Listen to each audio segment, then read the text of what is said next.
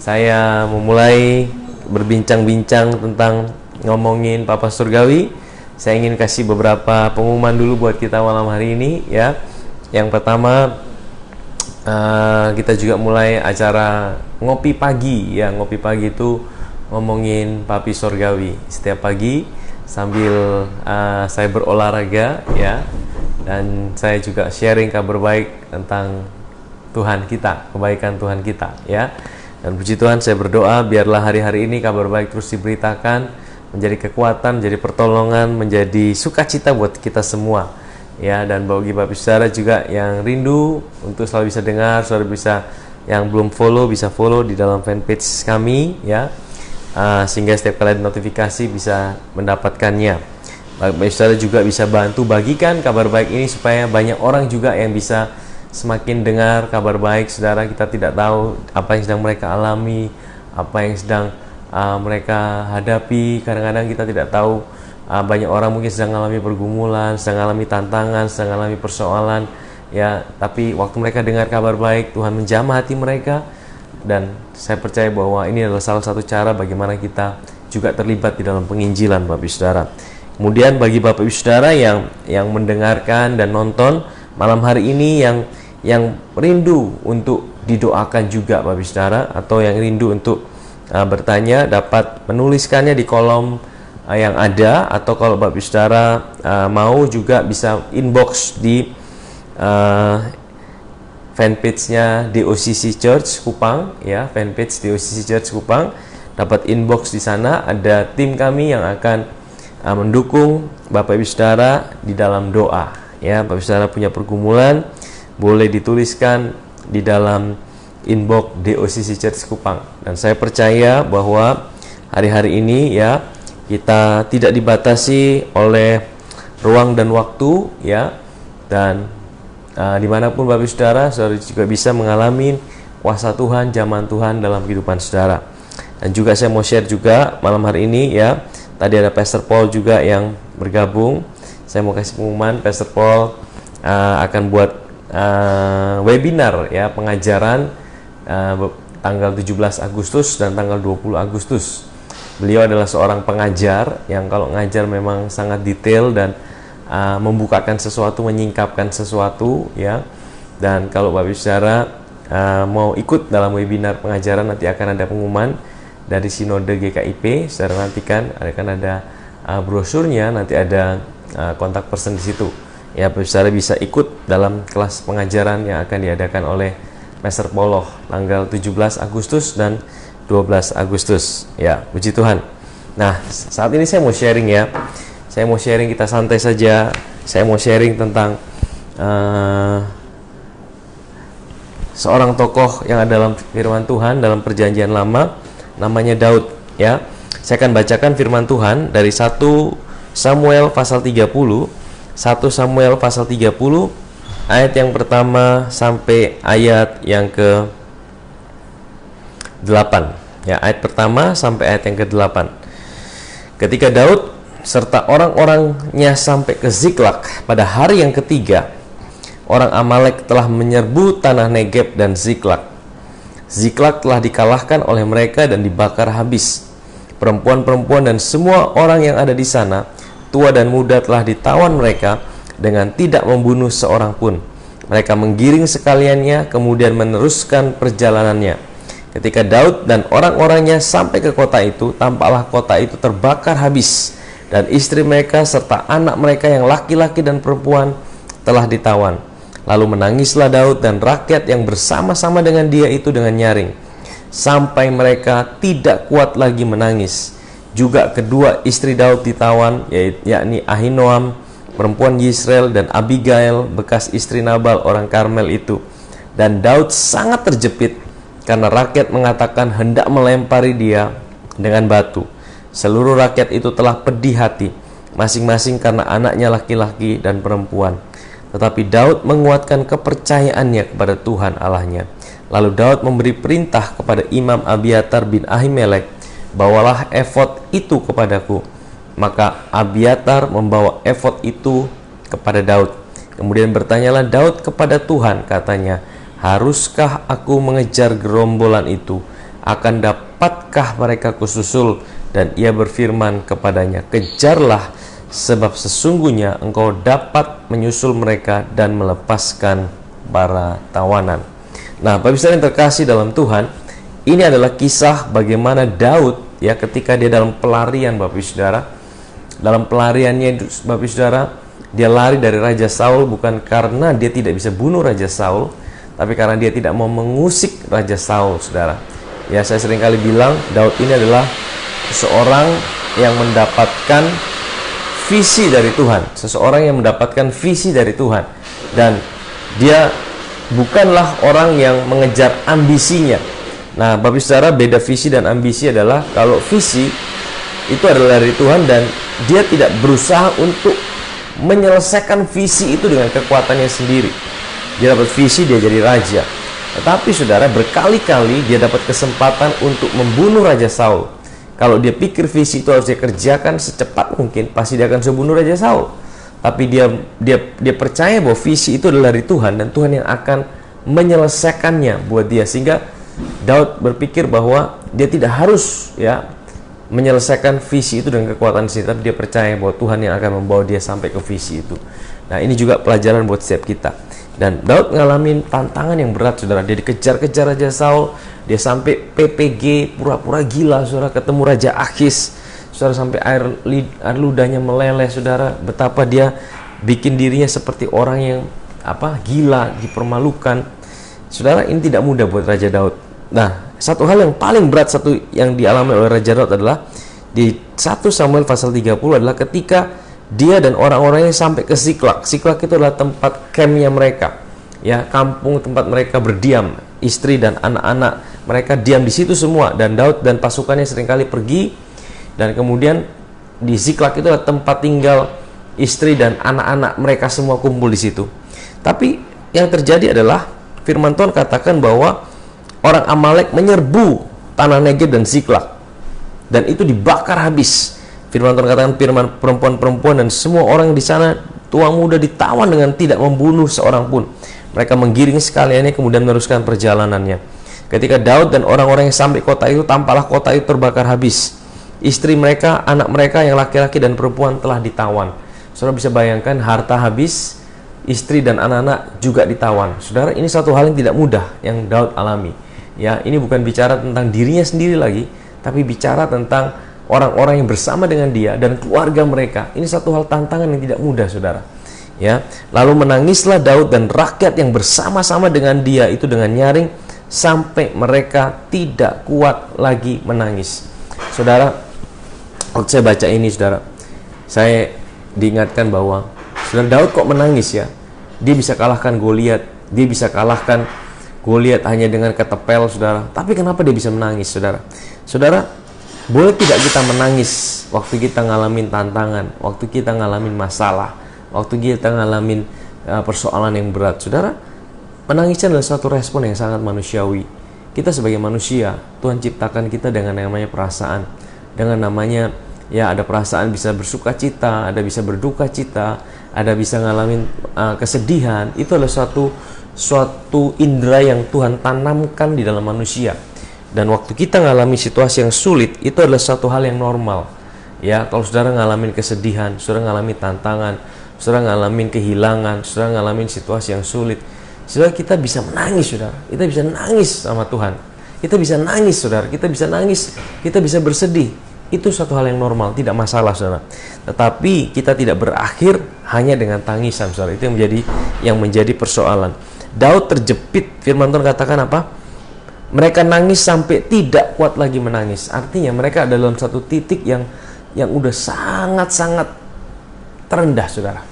Ya, Saudara, sangat-sangat berat. Jangan pikir, Saudara, orang-orang dalam Alkitab, tokoh-tokoh, orang-orang hebat, mereka bukan orang-orang yang tidak pernah ngalamin tantangan, tidak pernah ngalamin situasi di mana mereka sampai ngalamin situasi yang begitu sulitnya dalam kehidupan mereka. Saudara, kisah-kisah ini ditulis sebagai sebuah pelajaran buat kita, bahwa Alkitab kita bukan berisi orang-orang yang tidak pernah ngalamin tantangan, orang-orang yang tidak pernah ngalami kegagalan, tapi isinya adalah orang-orang yang penuh dengan kelemahan, yang bertemu dengan anugerah Tuhan, dengan kasih Tuhan, dengan kesempurnaan Tuhan, sehingga disitulah tampak bahwa kasih Tuhan itu begitu luar biasanya menggantikan setiap kelemahan manusia. Nah, saudara, kita lihat sini, saudara. Dikatakan mereka sangat terjepit sampai tidak kuat lagi menangis. Juga kedua istri Daud ditawan, Ahinoam, perempuan di Israel, dan Abigail, bekas istri Nabal, orang Karmel itu. Ayat 6, saudara perhatikan. Dan Daud sangat terjepit. Ya, saudara tadi bayangkan, dia sudah nangis, tidak kuat lagi nangis, itu sudah titik terendah. Sudah dia tidak tahu harus buat apa. Segala sesuatu sudah habis, saudara. Udah gitu, saudara, dia mengalami satu tekanan yang lebih lagi daripada semua orang-orangnya dia saudara. Orang-orangnya dia sendiri mau lempari dia dengan batu. Saudara, kalau kita ngadepin musuh dari luar, ya, kita masih bisa tahan. Tapi kalau musuh itu dari dalam sendiri, yang menyakiti kita dari dalam sendiri, saudara, kadang-kadang itu tekanannya itu lebih berat, saudara.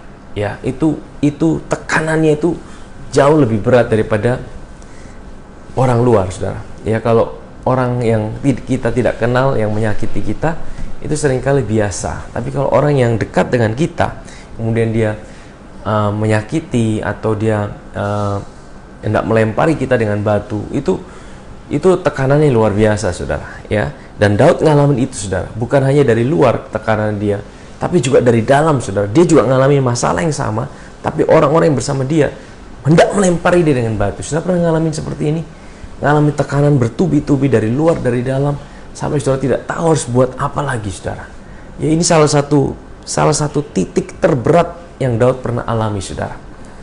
Tapi firman Tuhan katakan, ayat yang berikutnya dikatakan, ya, tetapi Daud menguatkan kepercayaannya kepada Tuhan Allahnya. Saya mau bilang satu kalimat ini, saudara, ini adalah kunci dari seluruh pasal yang kita baca. Saya sering kali bilang gini sama jemaat Tuhan, kalau kita baca firman Tuhan ada kata tetapi. Kata tetapi itu adalah kata yang dahsyat. Karena apa? Kata tetapi itu kata yang membalikkan keadaan. Ya, sering kali kita bilang ini, ya, waduh, hidup saya ini enak-enak saja, hidup saya ini aman-aman saja, hidup saya ini seperti tidak ada masalah. Tetapi, ya, kata tetapi itu menghapus semua yang di depan, sudah. Ya, oh, saya ini, itu apa? Dia itu cantik, dia itu semuanya luar biasa. Tetapi, nah, kata tetapi itu sudah menghapuskan semua yang di depan, saudara. Ya, nah, kata tetapi di sini apa, saudara? Daud sedang terjepit. Daud dalam titik terendah. Daud sedang mau dilempari batu. Daud kehilangan semuanya. Daud kehilangan harta. Daud kehilangan anak-anaknya. Daud kehilangan istrinya. Udah gitu orang-orangnya sudah mau menyerang dia kembali. Tetapi, nah, kata tetapi itu membalikkan semua yang ada di depannya. Dia bilang apa? Tapi Daud menguatkan kepercayaannya kepada Tuhan Allahnya. Saudara, saya kasih saudara satu tips gini, saudara. Saudara, mungkin keadaan saudara hari ini penuh dengan tantangan, penuh dengan masalah, penuh dengan pergumulan, penuh dengan hantaman yang bertubi-tubi dalam hidup saudara. Tetapi, nah, ini kata yang dahsyat yang saudara harus sering ucapkan. Tetapi saya disertai Tuhan, ya. Tetapi saya menguatkan kepercayaan saya kepada Tuhan. Tetapi Tuhan tidak pernah tinggalkan saya. Tetapi Tuhan selalu ada buat saya. Nah, saudara, ucapkan kata tetapi ini, saudara, waktu saudara sedang melihat hal-hal yang mungkin kurang baik yang sedang terjadi dalam hidup saudara. Dikatakan apa? Tetapi Daud menguatkan kepercayaannya kepada Tuhan Allahnya. Artinya, saudara, apa? Ya, kepercayaan itu bukan berdasarkan kebaikan Daud. Saya sering kali bilang gini, saudara, iman itu tidak tergantung situasi kita. Iman itu, ya, bukan sekedar percaya, saudara. Iman itu adalah selalu datang pada Tuhan apapun keadaan dan situasi kita, baik itu baik maupun tidak baik. Kalau situasi kita baik, seringkali mudah untuk datang pada Tuhan. Tapi kalau waktu seringkali situasi kita sedang tidak baik, seringkali itu susah untuk kita percaya, untuk kita tetap datang pada Tuhan, karena kita pada waktu kita sedang ngalamin situasi yang buruk, seringkali kepercayaan, seringkali hati kita mulai meragukan Tuhan dalam hidup ini. Seringkali kita bertanya, Tuhan, Engkau ada di mana? Tuhan, Engkau ada di mana waktu aku ngalamin masalah ini? Tuhan, Engkau ada di mana waktu aku ngalamin tantangan ini? Tuhan, apakah Engkau dengar doaku? Tapi firman Tuhan katakan, Daud menguatkan kepercayaannya kepada Tuhan Allahnya. Dia tetap percaya bahwa Tuhan ada bersama dia. Tuhan tidak pernah tinggalkan dia. Tuhan tidak pernah biarkan dia berjalan sendirian. So, ini suatu sikap yang luar biasa, saudara. Ya, suatu sikap contoh yang Daud tunjukkan pada kita. Tetapi Daud menguatkan kepercayaannya pada Tuhan. Ini saudara bisa pakai juga buat hidup saudara. Tetapi sebutkan nama saudara, saya menguatkan kepercayaan saya kepada Tuhan. Sekalipun saya tidak lihat semuanya seperti apa yang saya harapkan, seperti apa yang saya inginkan, seperti apa yang saya bayangkan, tetapi saya menguatkan kepercayaan saya kepada Tuhan. Saudara, ini suatu hal yang luar biasa. Nah, dikatakan ayat yang ke-7, lalu Daud memberi perintah kepada Imam Abiatar bin Ahimelek, bawalah efod itu kepadaku. Maka Abiatar membawa efod itu kepada Daud. Nah, Bapak saudara, ini ada satu hal yang menarik di sini, saudara. Baju efod itu adalah baju imam besar. Ya, saya bisa bayangkan Daud lari, Daud bawa dengan imamnya, baju efodnya juga dibawa. Tetapi saudara, Daud minta baju efod itu dibawa sama dia. Saudara, Daud tidak boleh saudara pakai baju efod. Tapi kenapa dia sepertinya dia itu berani, saudara? Ya, tapi saya lihat Daud ini memang spesial. Ada satu yang saya khotbahkan tentang Daud, nanti saudara boleh cari di Facebook atau YouTube saya, kisah tentang Daud, saudara. Ya, apa yang menjadi rahasia Daud, saudara nanti cari, saudara. Saudara temukan rahasia Daud situ. Tapi saya ingin bilang gini, saudara. Baju efod itu baju khusus imam besar, bukan untuk raja, saudara. Dan biasanya raja-raja kalau mereka mau datang, mau tanya sesuatu, mereka harus pergi imam besar dan mereka tanya sama imam besar, ya, kira-kira Tuhan ngomong apa nih? Apakah saya mesti maju perang? Apakah saya mesti pergi ke sana? Apakah saya mesti buat ini? Dan tidak semua orang yang bisa datang bertanya kepada imam besar, hanya raja-raja. Nah, tapi Daud, saudara, ya, dia ambil baju efod itu dan kemudian dia tanya sama Tuhan langsung. Saudara tahu, saya ingin jelaskan sedikit tentang baju efod. Baju efod itu baju imam besar, dan di dada daripada baju efod itu ada satu kotak begini, itu namanya tutup dada, ya, breastplate namanya, ya. Itu tutup dada, itu isinya adalah 12 batu yang diukir. Ada 12 batu, itu yang semua batunya itu batu-batu yang mahal-mahal, ya, yang pasti bukan, tidak ada batu akik, saudara. Itu semua batu berlian, batu yang mahal-mahal semua. Ada 12 jenis batu yang ditempel di dada imam besar. Dan saudara tahu, di batu itu, saudara, itu terukir suku Israel.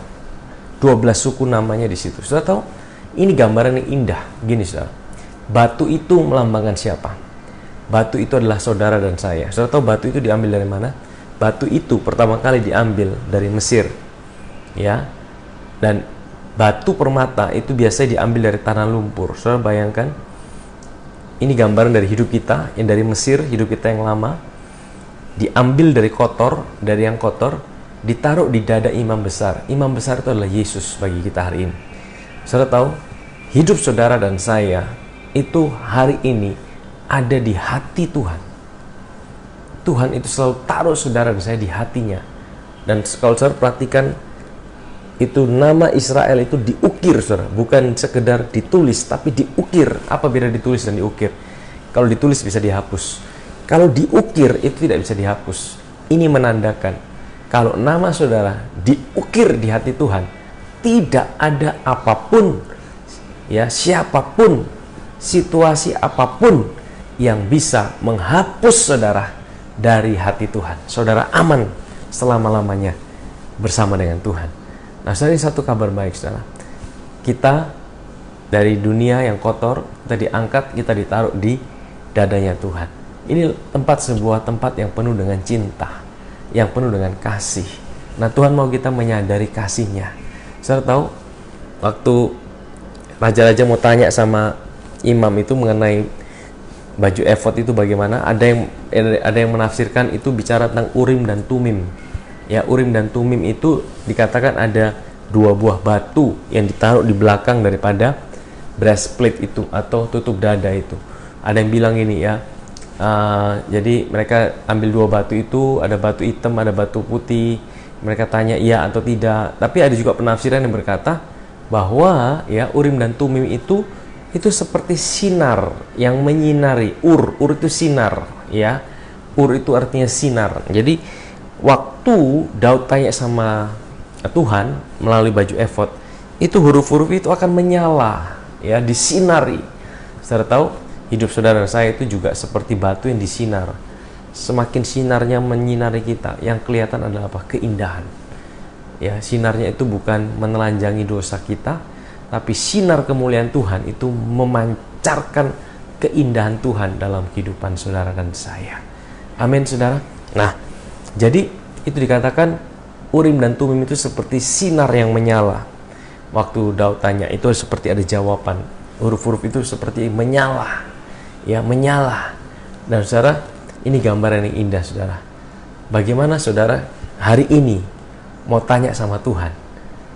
Kita kan tidak mungkin kita buat baju imam itu lagi kita pergi jahit, kemudian kita tulis ukiran-ukiran dan kemudian kita minta itu menyala. Saudara, bukan, saudara. Ini satu gambaran yang indah. Bagaimana hari ini kita datang pada Tuhan. Datang pada Tuhan dengan sebuah kesadaran kita adalah orang-orang yang dicintainya, yang dikasihnya tanpa syarat. Saudara, ditaruh di dadanya Tuhan, imam besar kita. By the way, saudara tahu nama Daud artinya apa? Daud itu artinya beloved. David itu artinya yang dicintai. Saudara tahu,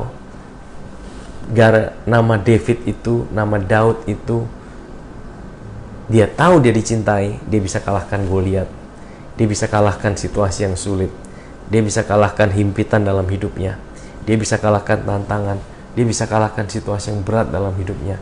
Bukan karena dia kuat, tapi karena dia selalu sadar bahwa dia adalah orang yang dicintai, orang yang dikasihi, orang yang dicintai Tuhan tanpa syarat. Saudara tahu, ini rahasia saudara.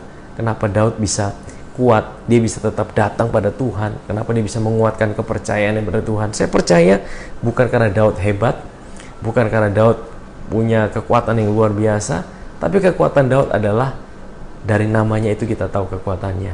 Dia adalah beloved of God. Dia tahu dia dicintai, dia tahu dia dikasihi. Saudara, kalau kita tahu bahwa kita dicintai, memang kadang-kadang ada masa-masa saudara kita merasa, Tuhan engkau ada di mana? Tuhan engkau ada di mana? Tuhan, aku ngalami masalah ini, situasi pandemi, situasi sulit seperti ini, engkau ada di mana Tuhan? Tapi saudara, tetap sadari bahwa Tuhan itu mencintai hidup saudara. Tetap sadari cinta Tuhan, tetap sadari kasih Tuhan, tetap sadari bahwa dia Tuhan yang tidak pernah tinggalkan hidup saudara. Tetap sadari bahwa dia Tuhan yang mencintai hidup saudara lebih dari segalanya. Saya percaya waktu kita menyadari itu, ada sebuah kekuatan yang membuat kita, yang pertama apa saudara? Kita bisa dengar tuntunan Tuhan. Kalau saudara hidup dalam kepanikan, saudara hidup dalam ketakutan, saudara itu selalu hidup dalam stres, saudara susah dengar suara Tuhan. Tuhan tidak mau kita hidup dalam ketakutan, intimidasi, ya, roh ketakutan, stres. Kenapa? Saudara? Tuhan tidak pernah kasih kita roh ketakutan. Dia kasih kita roh yang membangkitkan sukacita dan damai sejahtera. Malam hari ini, saudara, ya, kita belajar rahasia Daud. Bagaimana dia bisa kuat, bagaimana dia bisa menguatkan kepercayaannya, bagaimana dia tetap bisa datang sama Tuhan. Saudara, biarlah ini juga jadi kekuatan buat kita. Saya mau kasih tahu sebuah kabar baik. Kita hari ini lebih daripada Daud.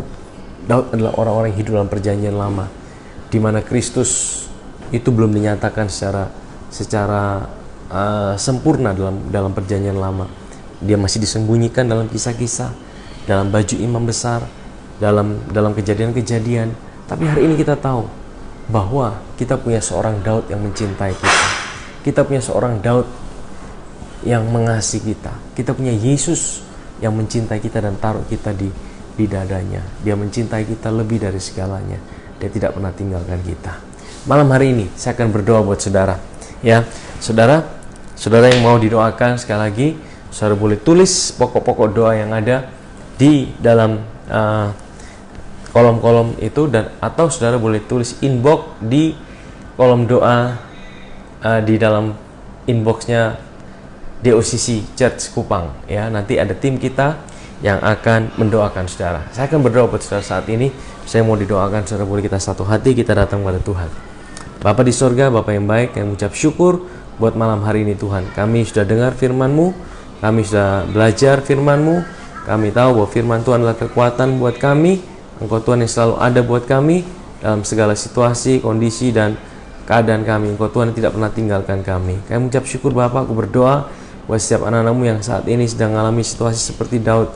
Mereka sedang terhimpit, mereka sedang ngalamin intimidasi, mereka sedang ngalamin tekanan luar dalam, mereka sedang ngalamin situasi yang sulit dalam kehidupan mereka. Tapi kami percaya kami punya Tuhan yang tidak pernah tinggalkan kami. Kami punya Tuhan yang sudah ada buat kami, Tuhan yang sudah jadi jawaban buat kami. Bapak, aku berdoa malam hari ini ada Daud-Daud yang tahu bahwa mereka dicintai, ada Daud-Daud yang tahu bahwa mereka dikasihi. Mereka bisa datang pada Tuhan, mereka bisa selalu datang pada Yesus yang mencintai hidup mereka. Aku berdoa dalam nama Yesus malam hari ini Tuhan, ketika anak-anak-Mu menyadari mereka dicintai, mereka dikasihi, ada pemulihan, ada terobosan, ada jalan keluar dalam kehidupan mereka. Terima kasih Bapa, aku mengucap syukur di dalam nama Yesus kami bisa berdoa. Amin, amin. Baik, Bapak Saudara yang terkasih dalam Tuhan, ya.